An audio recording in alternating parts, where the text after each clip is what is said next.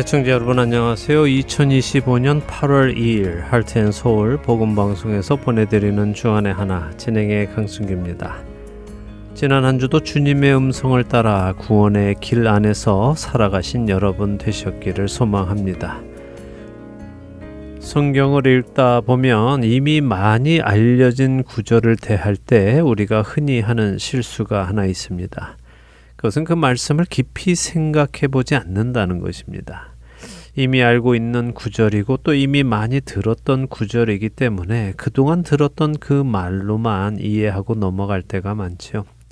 그런데 놀라운 것은 그렇게 많이 알려진 구절들 가운데에는 그 말씀의 본질적인 의미를 이해하는 것에서 벗어나 적용에만 치중하는 경우가 많이 있다는 것입니다. 쉬운 예로 너희를 향한 나의 생각을 내가 안하니 평안이요 재앙이 아니니라 너희에게 미래와 희망을 주는 것이니라 라는 예레미야 29장 11절의 말씀이나 내게 능력 주시는 자 안에서 내가 모든 것을 할 수 있느니라 라는 빌립보서 4장 13절의 말씀 같은 경우들이 그렇지요. 여러분은 이런 말씀들의 원래의 의미를 잘 알고 계십니까? 첫 찬양 함께 하신 후에 말씀 나누겠습니다.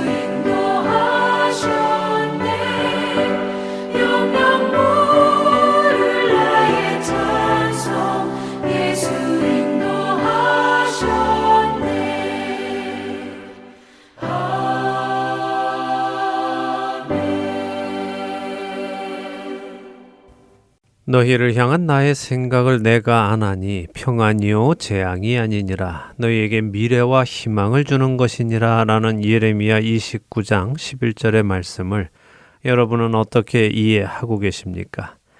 사실 이 말씀은 예루살렘이 멸망당하고 비참하게 바벨론에 끌려가 그곳에서 포로 생활을 하는 것이 재앙처럼 보이지만 재앙이 아니라 오히려 유대 백성들에게 미래와 희망을 주시기 위한 하나님의 뜻이라는 의미입니다.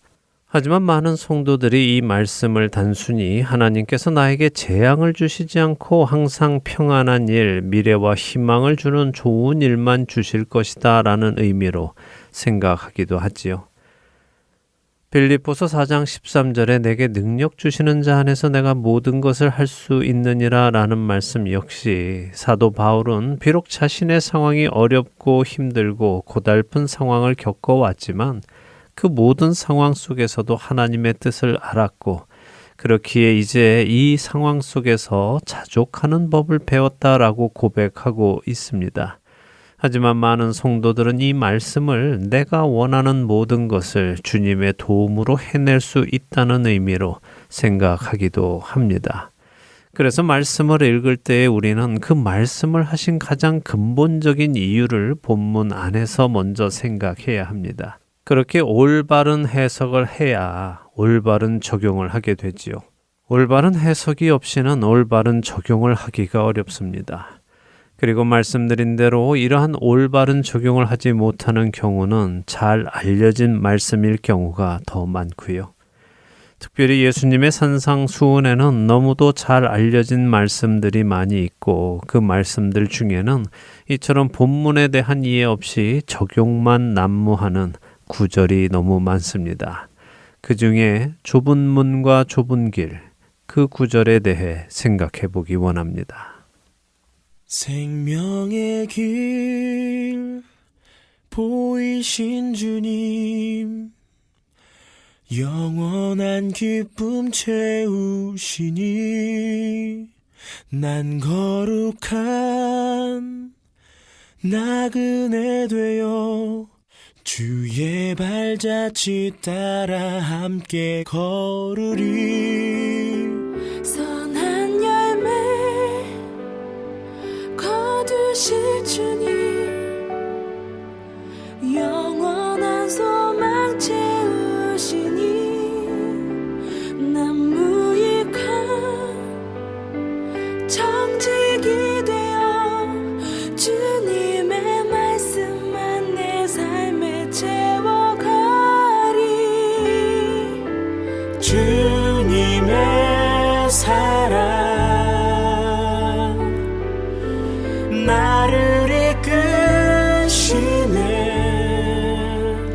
끝날 때까지 주만 바라보며 영원하신 나의 주님 나 찬양해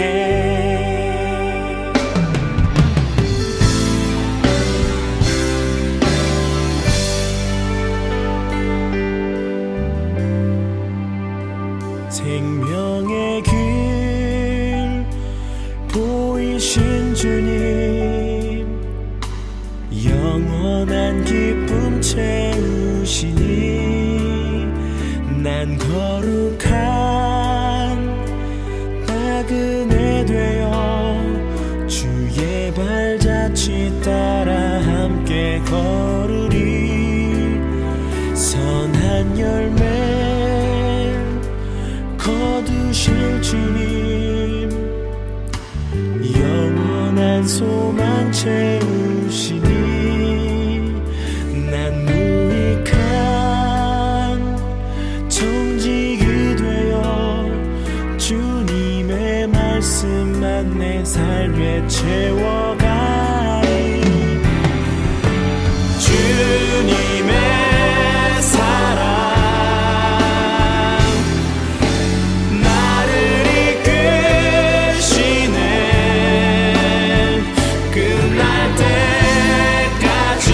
주만 바라보며 영원하신 나의 주님 나 찬양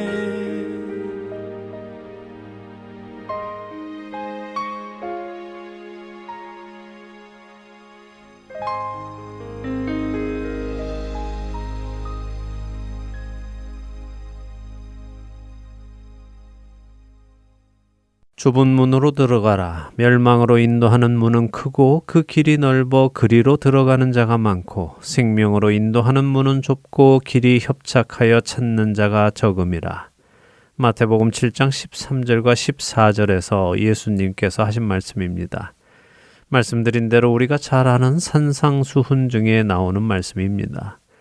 많은 성도들이 좁은 문으로 가고 좁은 길을 가는 것을 선택의 기로에서 어려운 일을 선택하라는 말씀으로 이해합니다. A라는 문과 길, 그리고 B라는 문과 길이 있을 때에 둘 중에 더 좁아 보이는 문, 더 좁아 보이는 길을 선택하라는 말씀으로 이해하지요. 그래서 어떤 성도들은 자신의 진로를 놓고도 좋은 조건의 직장보다 덜 좋은 조건의 직장을 선택하며 그것이 좁은 문, 좁은 길을 가는 것이라고 생각하기도 합니다. 하지만 예수님의 이 말씀은 우리의 직업, 우리의 직장, 우리의 진로에 관한 말씀이 아닙니다. 그럼 무슨 말씀일까요?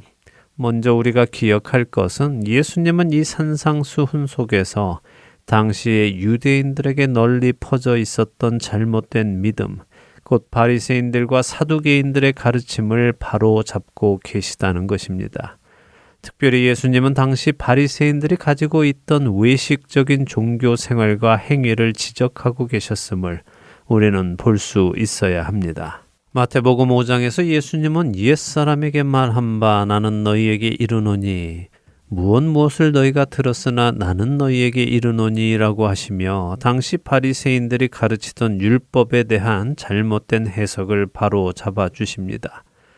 그리고 6장에서는 그들의 외식적인 금식과 기도 그리고 구제에 대한 모습을 책망하시며 하나님과 참된 관계를 맺어야 하는 것을 말씀해 주시죠.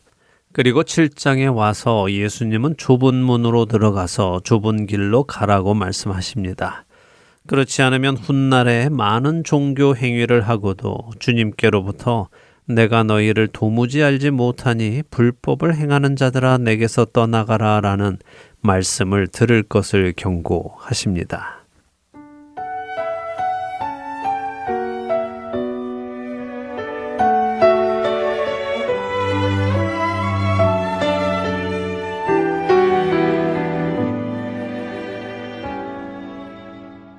그분의 길을 간다는 것은 때론 한치 앞도 어둠이 막막함 그때도 여전히 숨쉬고 있는 주 소원으로 내 소망 채우는 것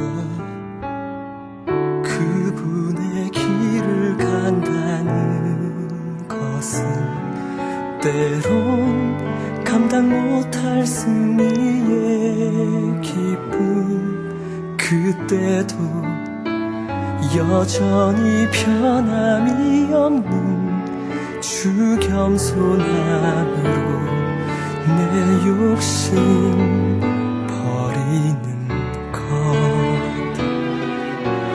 때론 너무 힘에 겨워 가끔씩 뒤돌아보고플 때마다 늘 언제나 변함없이 날 붙드시고 함께 가시는 주님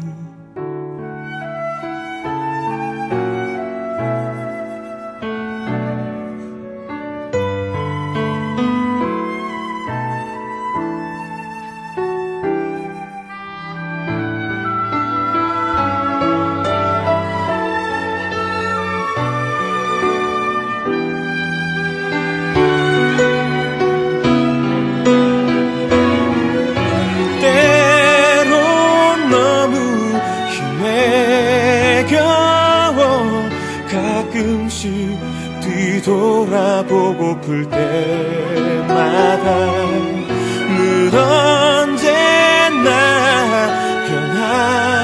변함없이 날 붙드시고 함께 가시는 주님 그분의 길을 간다는 것은 때론 감당 못할 승리의 기쁨, 그때도 여전히 변함이 없는 주 겸손함으로 내 욕심 버리는 것, 내 욕심 버리는 것.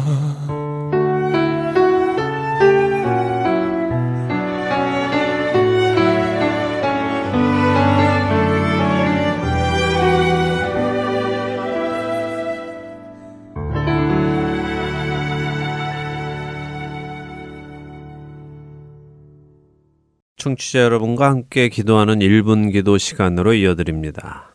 오늘은 워싱턴주 시애틀 지역 블레싱 교회의 김성보 목사님께서 기도를 인도해 주십니다. 하트앤서울 복음방송 1분 기도 시간입니다. 저는 시애틀 블레싱 교회를 섬기는 김성보 목사입니다. 오늘 함께 나눌 기도 제목은 선교사 자녀들을 위한 기도입니다.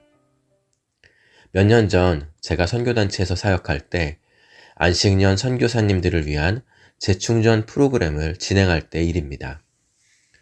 저희 단체 사역하는 선교사님의 한 10대 여자아이가 있었는데 그 아이는 아버지가 하는 일이 어떤 의미인지, 내가 왜 낯선 땅에 와서 살아야 하는지를 항상 고민하고 있었습니다. 그때 안식년 선교사 프로그램에 참여했던 대만 선교사님의 자녀로부터 이런 말을 듣게 됩니다.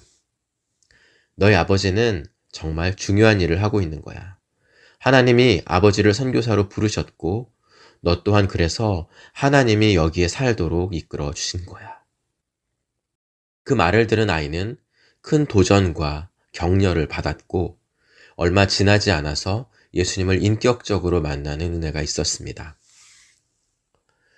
1970년대 처음으로 한국 선교사들이 해외 선교로 나가고 파송된 이후로 지금 한국 교회는 세계 2위의 선교 파송 국가가 되었습니다. 그렇지만 선교사님들이 사역을 지속 가능하게 안정됨 가운데 행할 수 있기 위해서는 선교사님들의 가정, 특히 MK라고 불리는 선교사 자녀들을 위한 돌봄이 중요하게 생각되고 있습니다. 선교사님들의 자녀들은 고국의 문화도 선교지의 문화도 아닌 제3의 문화를 가지고 살아가고 있습니다. 그런 가운데 정체성의 위기를 갖기도 하고 제한된 교육 환경 속에 놓이기도 합니다. 선교사님들이 분주한 사역을 하는 가운데 자신들의 고민을 털어놓을 곳도 마땅하지 않습니다. 아브라함의 믿음과 그의 걸어갔던 믿음의 여정이 이삭과 야곱과 요셉으로 이어진 것처럼 선교사님들의 헌신이 헛되이 돌아가지 않도록 그들을 위한 마음을 담은 기도가 필요합니다.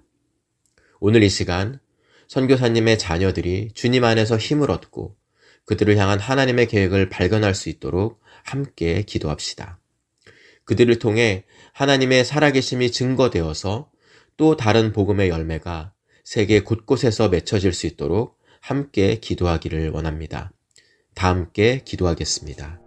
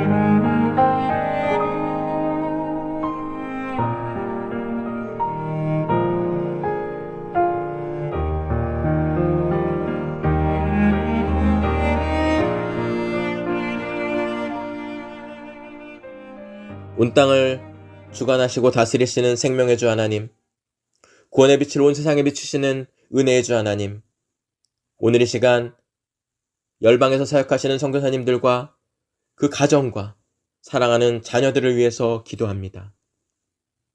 하나님 아버지, 이 시간에 그 선교사님들의 가정 가운데, 그 사랑하는 우리 MK들, 그 선교사님들의 자녀들 가운데 찾아가 주시옵소서.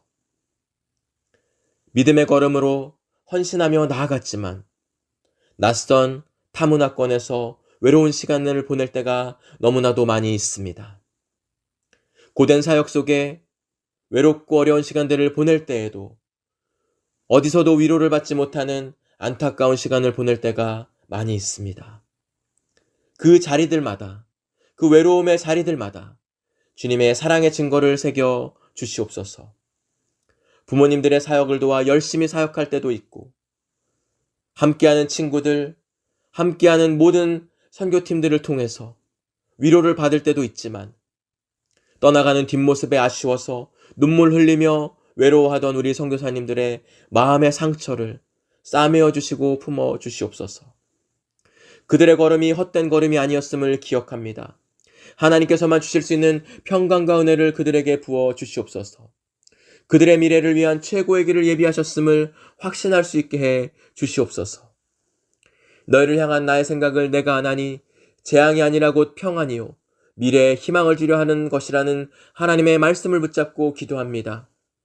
그들의 있는 모습 그대로 받아 주시옵소서. 외로운 그들의 삶 가운데 평강의 은혜를 내려 주시옵소서. 날마다 소망을 가지고 살아가게 해 주시옵소서. 우리 선교사님의 자녀들이 하나님의 계획과 정체성을 발견하게 하시옵고, 주님의 사랑을 흘러보내는 은혜의 통로가 되어서 그 땅을 아름답게 하는 생명의 씨앗들로 뿌려질 수 있도록 이끌어 주시옵소서. 이 모든 일들로 말미암아 선교사님들의 사역 또한, 그들의 믿음의 길 또한 굳건하게 세워지게 하시옵고, 그들이 발을 디디고 서서 사역하는 모든 땅 안에 하나님의 선하심이 나타나게 해 주시옵소서. 이 모든 말씀 우리와 함께 하시는 예수 그리스도의 이름으로 기도드리옵나이다. 아멘.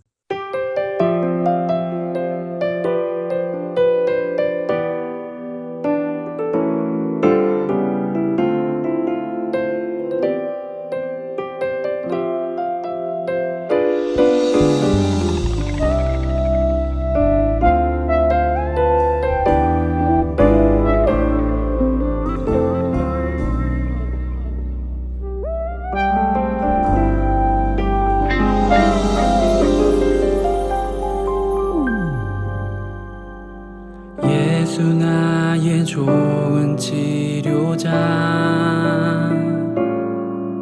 그의 눈이 머무는 곳은 나의 슬픔과 고통, 고개를 들어 그의 눈을 볼 때에 난 알았네. 예수 나의 좋은 치료자.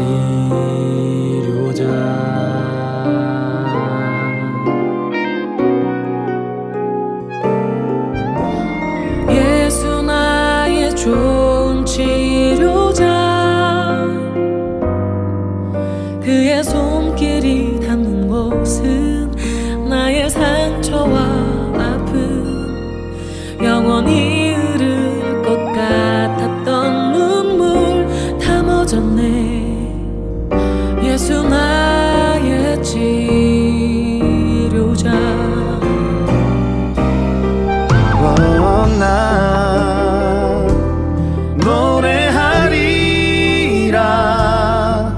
선한 나를 돌아보신 구세주를 찬양해 하늘 닿는 곳까지 내 손 들리라. 예수 나의 치료자. 노래하리라. 선한 나를 돌아보신 구세주를 찬양해 하늘 닿는 곳까지 내 손 들리라. 예수 나의 치료자.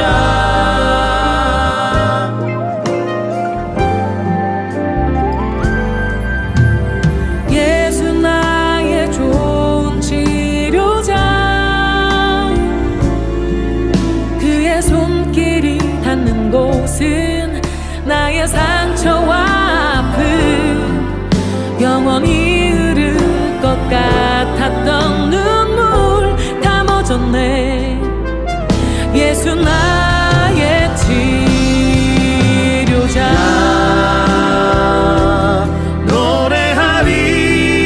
노래하리라. 전한 나를 돌아보신 구세주를 찬양해. 하늘 닿는 곳까지 내 손 들리라. 예수 나의 치료자. 어떤 어려움도 깊은 절망도 수많은 괴로움과 슬픔도 주로 인하여 모두 지워지리라. 예수 나의 치료자.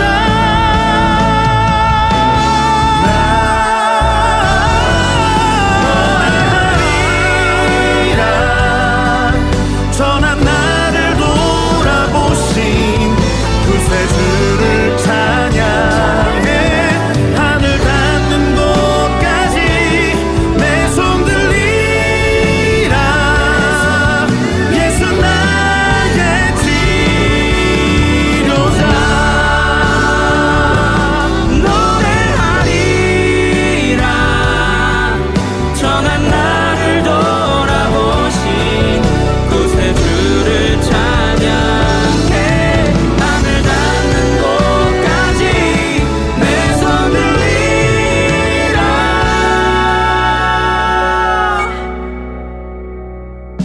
예수 나의 주. 예수 나의 힘. 예수 나의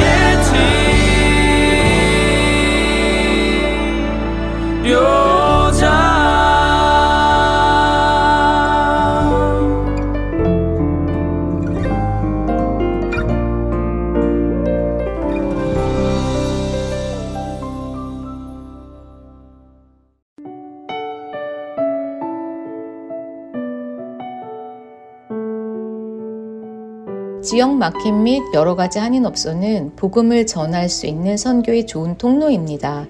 메인주는 캐나다와 국경을 접한 미국의 제일 북동쪽 끝에 위치한 주입니다. 소수의 한인분들이 살고 계시고 현재 복음 방송을 청취하시는 분들도 없으십니다. 청취자분들 중 지인이 메인주에 살고 계신 분이 있으시면 복음 방송을 추천해 주세요. 알려주시는 것 또한 귀한 선교의 한 방법입니다.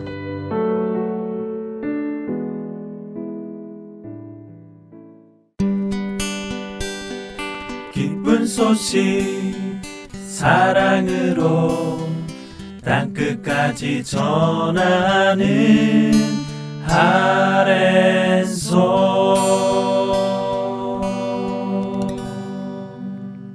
구약의 다니엘서를 공부하는 시간입니다. 흔들리지 않는 믿음 함께 하시겠습니다.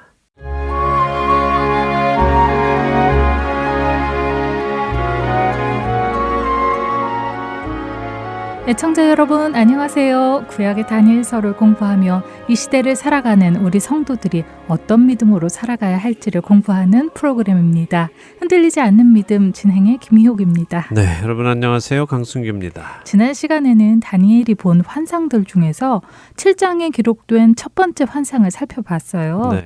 다니엘이 본 환상은 예전에 느부갓네살 왕이 본 금신상에서 조금 더 발전된 그런 예언의 말씀이 담겨 있었습니다. 네, 그렇죠. 말씀드린 대로 하나님은 미래의 일을 계시하실 때에 점진적으로 조금씩 해나가십니다. 다시 말해 더 구체적으로 나타나지요.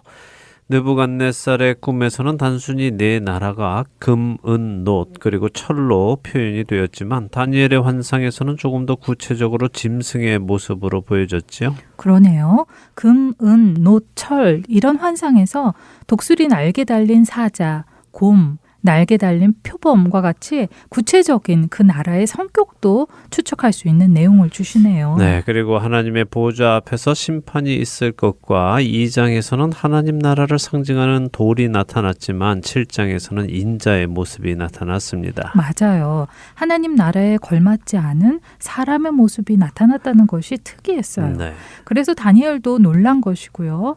그리고 정체를 알 수 없는 네 번째 짐승으로 인해서 다니엘이 많이 두려워했어요. 그렇죠. 그러나 무엇보다 중요한 것은 무엇이었습니까? 세상의 짐승들이 아무리 강해 보이고 무서워 보이고 또한 성도들을 괴롭히는 권세를 받았다 하더라도 그것은 영원하지 않은 권세이고 하나님의 나라, 곧 성도들에게 주어지는 나라가 영원할 것이다 하는 것이죠. 맞습니다. 그것을 믿고 기억해라 하는 것이 하나님께서 계시를 주시는 목적인 것입니다.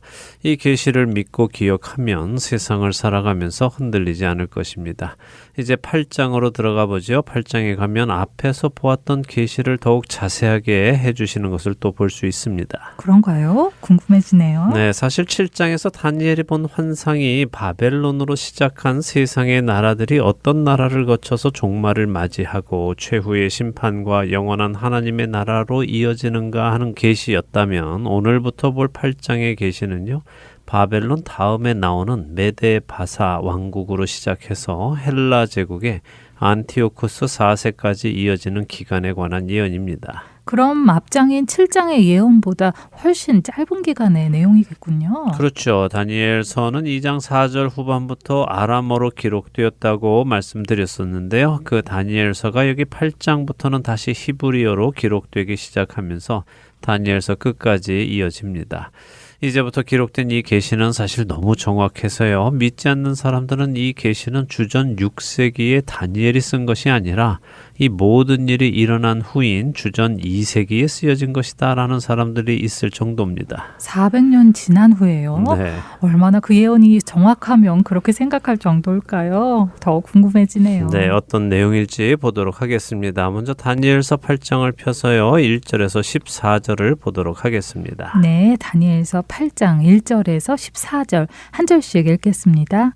나 다니엘에게 처음에 나타난 환상 후 벨사살 왕 제3년에 다시 한 환상이 나타나니라. 내가 환상을 보았는데 내가 그것을 볼 때에 내 몸은 엘람 지방 수산성에 있었고 내가 환상을 보기는 을레 강변에서이니라. 내가 눈을 들어 본즉 강가에 두 뿔 가진 순양이 섰는데 그 두 뿔이 다 길었으며 그 중 한 뿔은 다른 뿔보다 길었고 그 긴 것은 나중에 난 것이더라. 내가 본즉 그 순양이 서쪽과 북쪽과 남쪽을 향하여 받으나 그것을 당할 짐승이 하나도 없고 그 손에서 구할 자가 없으므로 그것이 원하는 대로 행하고 강하여졌더라. 내가 생각할 때에 한 순념소가 서쪽에서부터 와서 온 지면에 두루 다니되 땅에 닿지 아니하며 그 염소의 두 눈 사이에는 현저한 뿔이 있더라. 그것이 두 뿔 가진 순양 곧 내가 본 바 강가에 섰던 양에게로 나아가되 분노한 힘으로 그것에게로 달려가더니 내가 본즉 그것이 순양에게로 가까이 나아가서는 더욱 성내어 그 순양을 쳐서 그 두 뿔을 꺾으나 순양에게는 그것을 대적할 힘이 없으므로 그것이 순양을 땅에 엎드러뜨리고 짓밟았으나 순양을 그 손에서 벗어나게 할 자가 없었더라. 순념소가 스스로 심히 강대하여 가더니 강성할 때에 그 큰 뿔이 꺾이고 그 대신에 현저한 뿔 넷이 하늘 사방을 향하여 났더라. 그중 한 뿔에서 또 작은 뿔 하나가 나서 남쪽과 동쪽과 또 영화로운 땅을 향하여 심히 커지더니 그것이 하늘 군대에 미칠 만큼 커져서 그 군대와 별들 중에 몇을 땅에 떨어뜨리고 그것들을 짓밟고 또 스스로 높아져서 군대의 주제를 대적하며 그에게 매일 드리는 제사를 없애버렸고 그의 성소를 헐었으며 그의 악으로 말미암아 백성이 매일 드리는 제사가 넘긴 바 되었고 그것이 또 진리를 땅에 던지며 자의로 행하여 형통하였더라. 내가 들은즉 한 거룩한 이가 말하더니 다른 거룩한 이가 그 말하는 이에게 묻되 환상에 나타난 바 매일 드리는 제사와 망하게 하는 죄악에 대한 일과 성소와 백성이 내준 바 되며 짓밟힐 일이 어느 때까지 이를꼬 하매 그가 내게 이르되 2300 주야까지니 그때의 성소가 정결하게 되리라 하였느니라. 다니엘이 이번 환상을 본 때를 기록합니다. 이번에도 벨사살 왕 때네요. 네. 7장은 벨사살 왕 원년이었고 이번에는 3년째군요. 예, 계속 말씀드립니다. 하나님의 계시는 시간이 갈수록 더욱 자세하게 주어진다고요. 다니엘은 이 환상을 볼 때 자신의 몸이 엘람 지방 수산성이라는 곳에 있었는데 환상을 본 곳은 을레 강변이었다라고 합니다. 엘람 지방 수산성은 다니엘이 있던 바벨론 도시에서 동쪽으로 약 230마일 떨어진 곳입니다. 상당히 먼 거리네요. 예, 적지 않은 거리죠. 그런데 을레 강변에서 환상을 보았다라고 합니다. 하지만 을레 강변이 정확히 어디인지는 알 수는 없습니다. 그래서 학자들의 해석이 조금 다르기는 한데요. 수산성을 중심으로 서북쪽으로는 메대이고요. 동남쪽이 바사입니다. 그래서 아마도 이 강 을레는 이 두 나라 사이를 두고 흐르지 않았을까 추측해 보게 됩니다.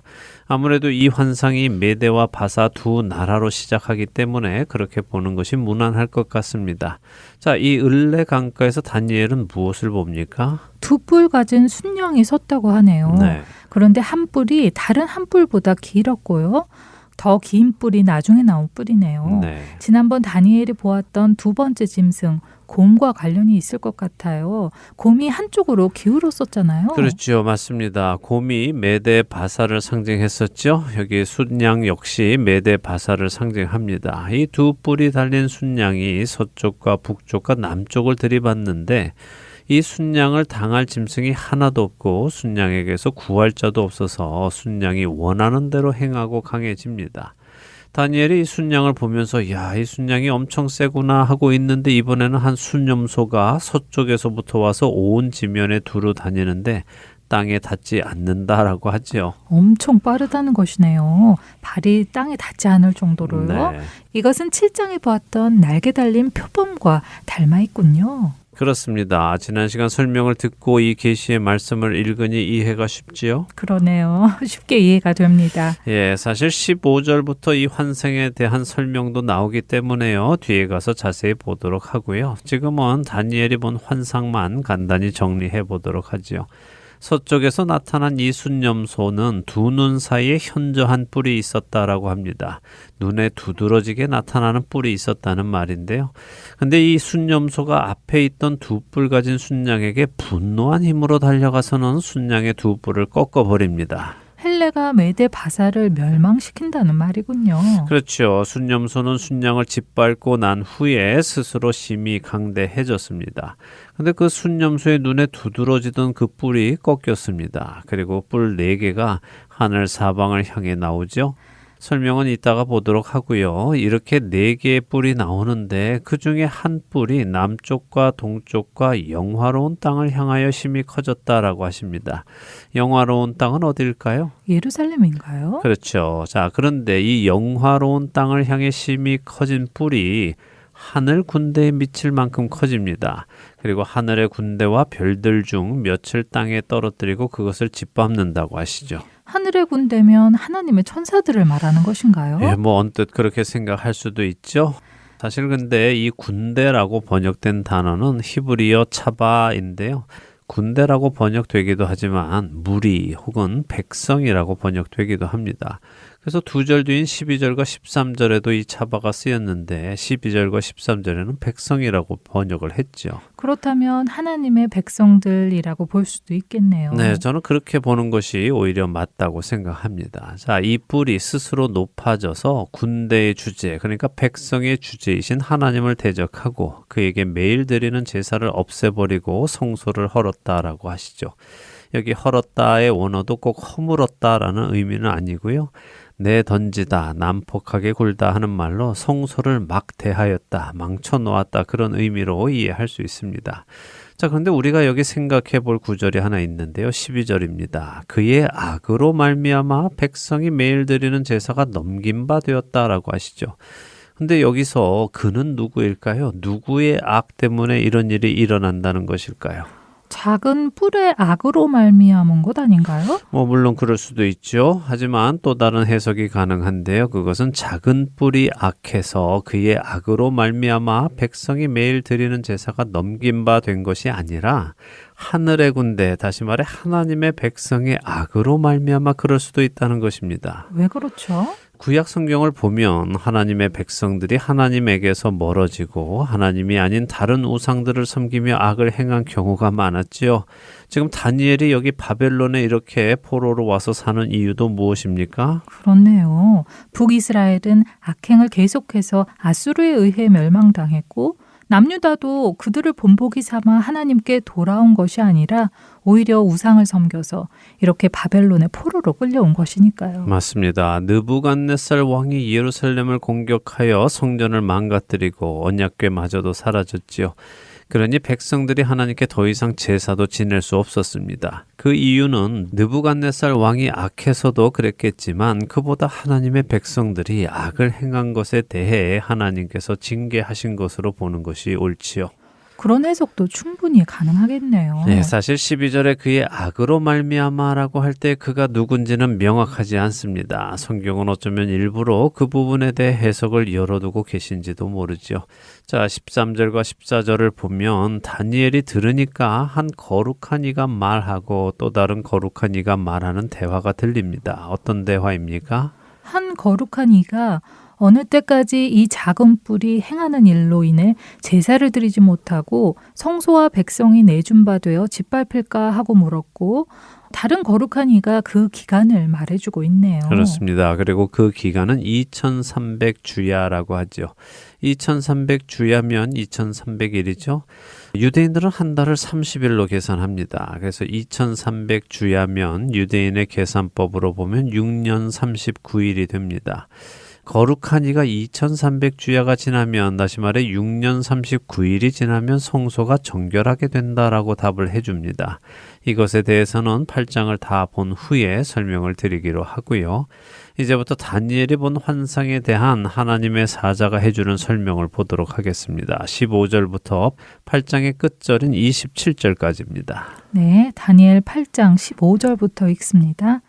나 다니엘이 이 환상을 보고 그 뜻을 알고자 할 때 사람 모양 같은 것이 내 앞에 섰고 내가 들은즉 을레강 두 언덕 사이에서 사람의 목소리가 있어 외쳐 이르되 가브리엘아 이 환상을 이 사람에게 깨닫게 하라 하더니 그가 내가 선 곳으로 나왔는데 그가 나올 때 내가 두려워서 얼굴을 땅에 대고 엎드리매 그가 내게 이르되 인자야 깨달아 알라 이 환상은 정한 때 끝에 관한 것이니라. 그가 내게 말할 때에 내가 얼굴을 땅에 대고 엎드려 깊이 잠들매 그가 나를 어루만져서 일으켜 세우며 이르되 진노하시는 때가 마친 후에 될 일을 내가 내게 알게 하리니 이 환상은 정한 때 끝에 관한 것임이라.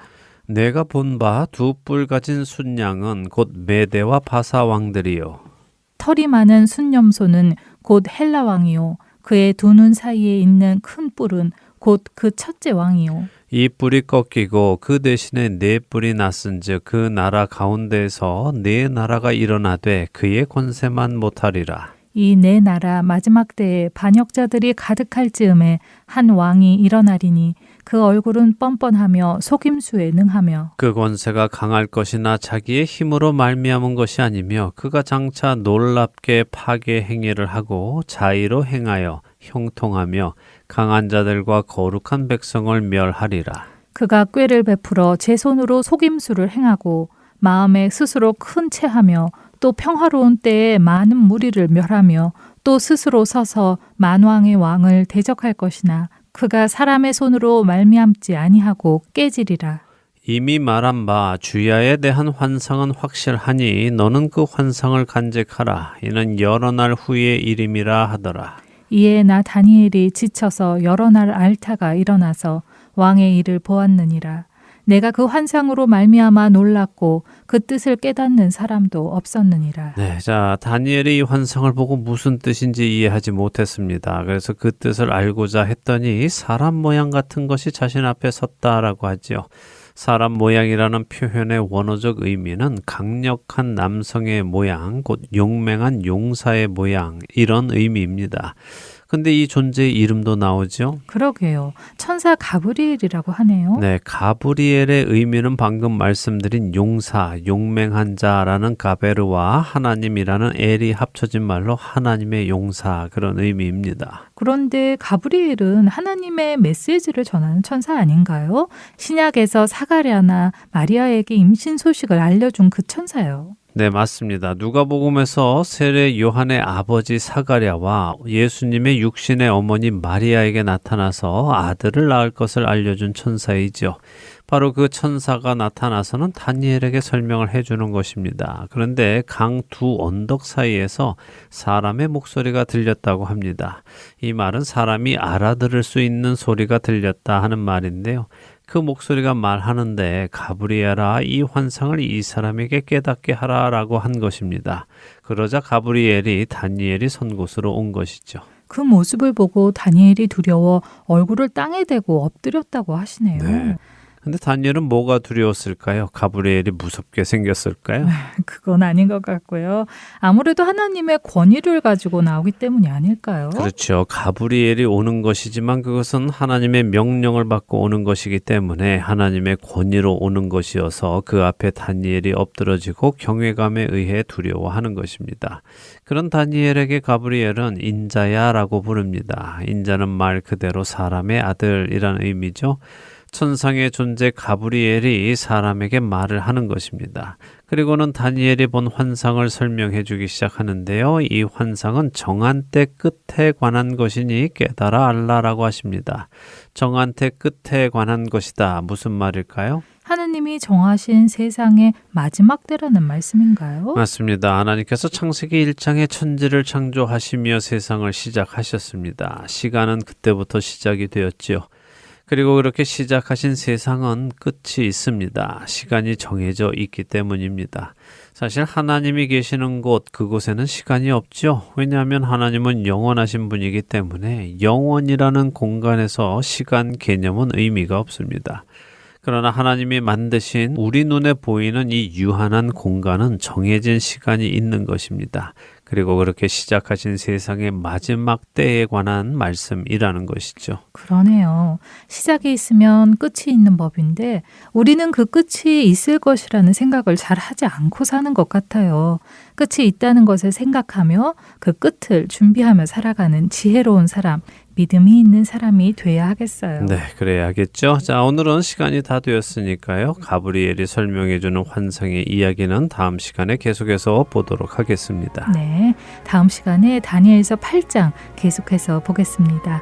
한 주간도 흔들리지 않는 믿음으로 살아가시는 우리 모두 되기 바라며 오늘 순서 마치겠습니다. 네, 저희는 다음 주에 다시 뵙겠습니다. 안녕히 계십시오. 안녕히 계세요.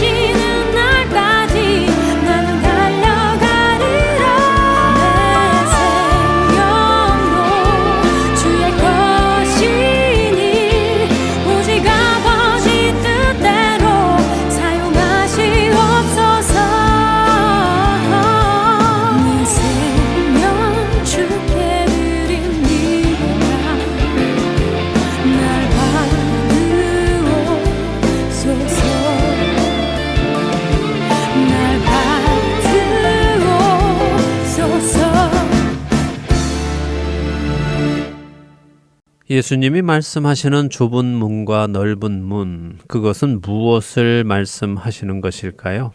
그것은 예수님이라는 문과 당시의 바리새인들의 문을 비교해 주시는 것입니다. 예수님이라는 길과 바리새인들이 가는 길을 비교해 주시는 것이죠. 예수님은 스스로를 나는 양의 문이다라고 요한복음 10장 7절에 말씀하셨고, 내가 길이요 진리요 생명이니 나로 말미암지 않고는 아버지께로 올 자가 없다고 요한복음 14장 6절에 말씀하셨습니다. 예수님이 말씀하시는 좁은 문은 바로 예수님이시고 그 좁은 길 역시 예수님이십니다. 예수님은 예수님을 통과하여 하나님 아버지께로 가야 함을 말씀하고 계시는 것입니다. 사실 언뜻 생각해 보면 겉으로 보기에는 바리새인들의 길이 더 좁은 문, 좁은 길인 것처럼 보이기도 합니다. 왜 그렇습니까? 그들의 길은 유대인으로 태어나야 하는 문을 지나 모세의 율법 위에 장로들의 유전까지 모두 지켜야 하는 아주 어려운 길처럼 보이기도 하기 때문입니다. 하지만 그들의 그 길은 사실 행동만 그럴듯하게 하면 됩니다. 자신의 마음 상태가 어떠하든지 겉으로 열심히 종교 행위를 하면 의롭다고 칭찬을 받습니다. 형제를 미워하더라도 겉으로 살인만 저지르지 않으면 그들은 의인이라 생각했습니다. 마음속에는 음란한 생각으로 가득하더라도 실제적으로 행동으로 옮기지만 않으면 의인인 것입니다. 그러나 예수님의 길은 겉으로의 행동은 물론 그 마음의 동기까지 의로워야 합니다.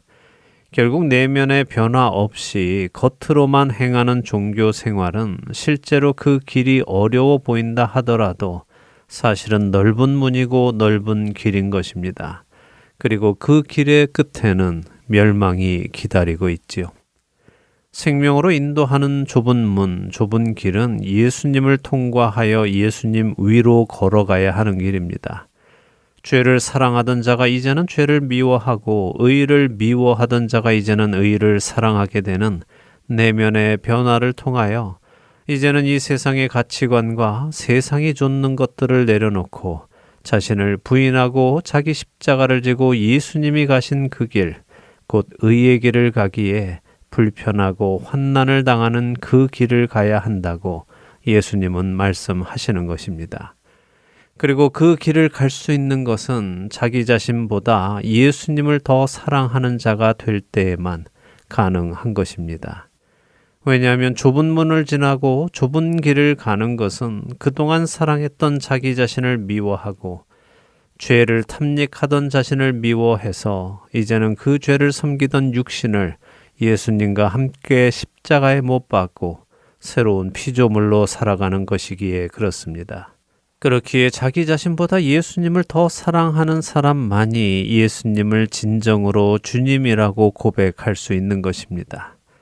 예수님을 향한 그 사랑이 없다면 아무리 입으로 주여 주여라고 고백하며 종교 행위를 한다 하더라도 그 사람은 예수님과 관계가 없는 것입니다.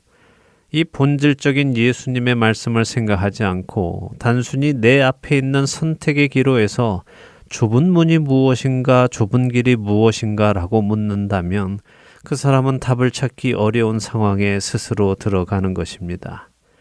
좁은 문, 좁은 길은 내 앞에 놓인 환경 중에 어려운 환경을 선택해라 라는 말씀이 아니라 예수님을 사랑하기 때문에 예수님이 가신 길, 그리고 예수님이시라면 가실 길, 그 길을 따라가라는 말씀이고, 그렇게 예수님을 따라 살아가는 삶은 세상으로부터 미움을 받고 공격을 받고 환난을 받는 길이라는 말씀입니다. 사랑하는 할텐 서울 복음방송 애청자 여러분, 여러분은 여러분을 그리스도와 함께 십자가에서 못 박으시고 이제는 주와 함께 살아가는 그 좁은 문을 지나 좁은 길을 가고 계십니까? 예수님은 누가복음 13장 24절에 좁은 문으로 들어가기를 힘쓰라라고 하십니다. 들어가기를 구하여도 못하는 자가 많다고 하시면서 말입니다. 주님을 참되게 사랑하기에 양의 문이신 그분을 통과하여 길이신 그분 위에서 주님을 만나는 그날까지 믿음을 잃지 않고 순례의 길을 가는 저와 애청자 여러분이 되시기를 소망하며 주안의 하나 오늘 순서 여기에서 마치도록 하겠습니다. 함께해 주신 여러분들께 감사드리고요. 저는 다음 주이 시간 다시 찾아뵙겠습니다. 지금까지 구성과 진행의 강순기였습니다. 애청자 여러분 안녕히 계십시오. 내 마음에 주를 향한 사랑이 나의 말엔 주가 주신 진리로 나의 눈에 주의 눈물 채워주소서.